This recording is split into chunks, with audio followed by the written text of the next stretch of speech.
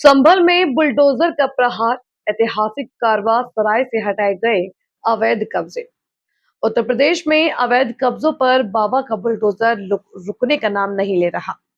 ताजा मामला संभल जनपद का है, जहां ऐतिहासिक धरोहर कारवा सराय की चमक को फीका करने वाले अवैध निर्माणों को प्रशासन ने जमीनों-दोज कर दिया है। एएसआई संरक्षित इस इमारत के पास दशकों से जमे कब्जों पर जिला प्रशासन का हंटर चला है। बुलडोजर एक्शन, ऐतिहासिक सौधन कारवा सराय के पास 2 अवैध मकान ध्वस्त। सख्त आदेश, डीएम और एसपी के निरीक्षण के बाद प्रशासन ने शुरू की कार्रवाई। विरासत को बचाने की मुहिम। 3600 वर्ग मीटर जमीन पर हुआ था अवैध कब्जा।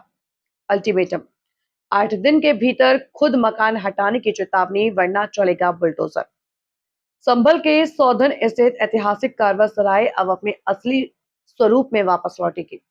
भारतीय पुरातत्व सर्वेक्षण यानी एएसआई द्वारा करीब 29 लाख रुपए खर्च कर इस पिकनिक स्पॉट का जीर्णोद्धार किया गया था, लेकिन यहाँ के अवैध कब्जों ने इसकी खूबसूरती पर दाग लगा रखा था। हाल ही में जिलाधिकारी डॉक्टर राजेंद्र पेंसिया और एसपी ने मौके का मुआयना किया, जिसके बाद कार्रवाई की रूपरेखा तैयार की गई। प्रशासन ने सरकारी जमीन पर बने 2 मकानों को पूरी तरह से ध्वस्त कर दिया है। बताया जा रहा है कि इस क्षेत्र में लगभग 150 अवैध मकान बने हुए हैं, जिनमें 100 से अधिक परिवार रह रहे हैं। राजस्व विभाग ने अब सभी कब्जाधारियों को 8 दिन की अंतिम चेतावनी दी है। प्रशासन की इस कार्रवाई से भूमाफियाओं और अवैध कब्जाधारियों में हड़कंप मच गया है। अब देखना यह होगा कि 8 दिन के अल्टीमेटम के बाद संभल की यह ऐतिहासिक धरोहर पूरी तरह कब अतिक्रमण मुक्त होती है। संभल से अमर प्रभात के लिए हिमालय शर्मा की रिपोर्ट। संभल की केला देवी थाना क्षेत्र के गांव सौधन में एक ऐतिहासिक और प्राचीन किला है, जिसके आसपास अतिक्रमण था, जिस पर कार्रवाई की गई है।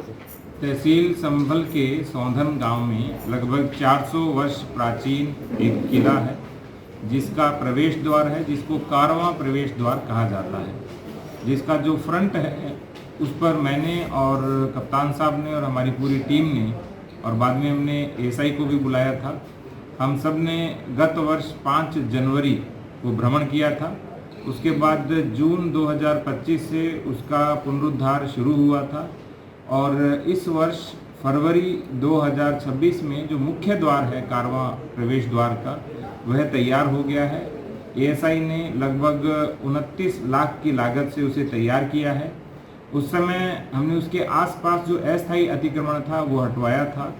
अब जो आगे का द्वार है उसके बीच में, यानी 2 द्वारों के बीच में एक पूरी दीवार बनी हुई है। उन दीवारों के बीच में काफ़ी अतिक्रमण है। 2 तरह का अतिक्रमण है, एक अस्थायी अतिक्रमण है और एक स्थायी अतिक्रमण है। अस्थायी अतिक्रमण हमने तत्काल हटाने के लिए बोला है, क्योंकि लोगों ने उसी किले के अंदर बहुत सारे पशु बांध लिए हैं, गोबर इत्यादि रखा जाता है और उपले वहाँ पे थापे जाते हैं, लकड़ियाँ भी रखी हुई हैं। इसके अतिरिक्त जो स्थायी अतिक्रमण है वो हमने आपसी बातचीत के आधार पर बोला है कि उस अतिक्रमण को भी नियमानुसार हटा दिया जाए, क्योंकि वो जो किला है वो 1936 में एएसआई के प्रोटेक्टेड मॉन्यूमेंट के अंतर्गत आता है। तो जितना भी निर्माण हुआ है वो उसके बाद में हुआ है, और अधिकांश जो निर्माण है वो गत 20, 25, 30 वर्ष पुराना ही है, इससे अधिक निर्माण पुराना नहीं है। जिनके 2 घर हैं वो अपने घर में शिफ्ट हो जाएं, और जिनका 1 घर है उनको हम एक जगह भूमि और आवास दे करके